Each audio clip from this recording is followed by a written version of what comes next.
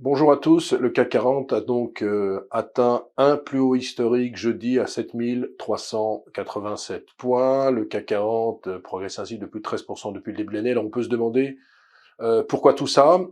D'abord, il faut préciser que les résultats des entreprises sont en général bons, très bons même. On a eu cette semaine beaucoup de publications.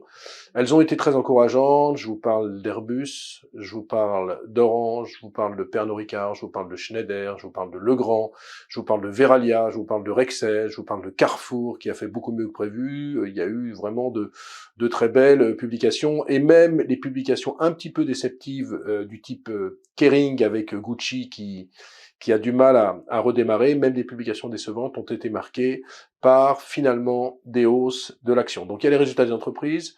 Le deuxième élément, c'est que la Chine injecte des liquidités dans le système après la situation post-Covid pour faire redémarrer l'économie et surtout pour permettre aux emprunteurs de revenir sur le marché. C'est plutôt une bonne nouvelle. Toute la problématique de la Chine, c'est de faire en sorte que la consommation des ménages soit le véritable moteur de l'économie au cours des prochaines années. On a pour l'instant une consommation des ménages qui est entre 40 et 42% du PIB, qui est nettement inférieure notamment à celle des États-Unis qui représente 66% du PIB. Donc toute la problématique de la Chine, c'est de faire redémarrer cette consommation. Troisième élément, et c'est peut-être là-dessus qu'il y a une controverse, c'est qu'il y a beaucoup de gérants qui sont complètement à l'écart des actions. C'est le fameux FOMO maintenant qui se met en place, c'est-à-dire le fait de courir après le papier. Parce que c'est vrai qu'en janvier, moi j'ai vu sur les plateaux télé, quand le marché gagnait 6 à 7% déjà en janvier, les gens se disaient ouais, le marché est beaucoup trop cher, il ne faut pas du tout entrer. Et donc ces gérants finalement se sont dit bah tiens, le marché n'arrête pas de monter, on peut pas être à l'écart du marché. Parce que si en fin d'année on présente des performances inférieures à celles du CAC 40, à celles du benchmark, on va perdre beaucoup de clients. Donc c'est vrai qu'il y a cette problématique et donc des gérants qui courent après le papier. Est-ce qu'il faut être pourtant euphorique sur le marché? Moi je crois pas, parce qu'on se rend compte très bien que sur la hausse des taux aux États-Unis, on n'en a peut-être pas fini.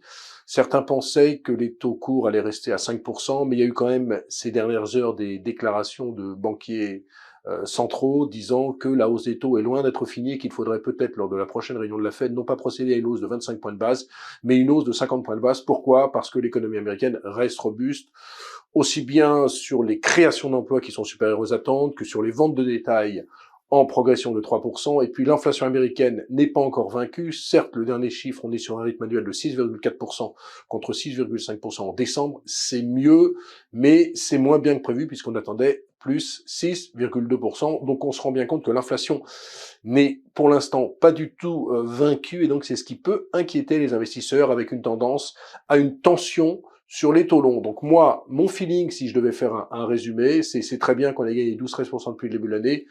Je pense qu'on va quand même assister à des prises de bénéfices un moment ou un autre, voir le CAC 40 revenir sur les 7000 points ne serait pas une folie, d'autant plus qu'on a pas mal de boîtes qui sont à leur plus haut historique, et même publier de bons résultats ne suffit pas quand même à entraîner d'exceptionnelles progressions. Donc, à mon avis, on va avoir des prises de bénéfices. Sur le marché en tant que tel, sur la cherté du marché, on est sur un PER de 13, 13,5. On est sur une moyenne historique en général de 14, 14,5. Donc c'est moins cher que la moyenne historique. Donc il n'y a pas un problème de cherté du marché parisien. Simplement, on a vraiment besoin de souffler sur le marché. Alors est-ce que ce sera le prétexte d'une politique monétaire américaine plus restrictive? A priori, oui. Mais en tout cas, faites attention. Moi, aussi bien sur PEA que sur Everest, que sur MCF, je fais prendre des bénéfices, même si on gagne sur des valeurs entre 10 et 12%. Je pense qu'il est plus sage de prendre des bénéfices pour le moment, en attendant d'y voir un petit peu plus clair après cette fantastique chevauchée depuis le début de l'année. Voilà, excellente journée à tous, excellent week-end, on se retrouve la semaine prochaine.